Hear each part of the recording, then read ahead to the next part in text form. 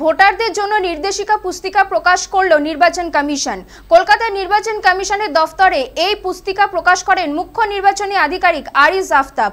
এই দিন তিনি জানান, এবারও ভোটিং মেশিনে ব্রেইল পদ্ধতি থাকছে। মুখ্য নির্বাচনী আধিকারিক জানান, 30,209টি লাইসেন্স অস্ত্র জমা পড়েছে নির্বাচনের নিয়ম মেনে। 720টি নাকা পয়েন্টে চলছে রাজ্য। 7 কোটি 2 লক্ষ টাকা নগদ এবং মাদক ও মদ বাজেয়াপ্ত হয়েছে। মোট 128 কোটি 87 লক্ষ টাকা বাজেয়াপ্ত হয়েছে আদর্শ আচরণবিধি লাগু হওয়ার পর।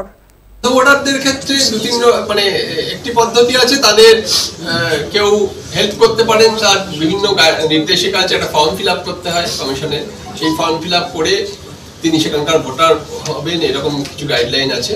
ফর্ম ফিল আপ করে তিনি তাকে নিয়ে যেতে পারেন ভোট কক্ষে, এটা একটা আছে।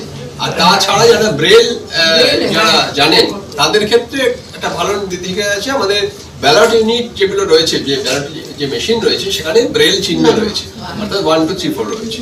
প্রতিটি ভোট গ্রহণ যে আমাদের পোলিং পার্টি আছেন, তো ভোট কর্মী, তাদের সঙ্গে একটা ব্যালট, আমাদের ব্রেল ব্যালট থাকে। সেই ব্যালটে 1 2 3 4 এর এগেইনস্টে ক্যান্ডিডেট যিনি আছেন তার নাম এবং পার্টি সেটা দেওয়া থাকে। অর্থাৎ যখন কোনো অন্ধ ব্যক্তি ঢুকবেন, যিনি দৃষ্টি শক্তিতে সেভাবে দেখতে পান না, তিনি তার সেই ব্যালটে হাত দিয়ে তিনি অনুভব করে বুঝে নেবেন কোন সিরিয়াল নাম্বারে কার নাম আছে। তারপরে তিনি যখন ভোটিং কম্পার্টমেন্টে যাবেন, তিনি সেই অনুযায়ী তার পছন্দের প্রার্থীর এগেইনস্টে ভোটার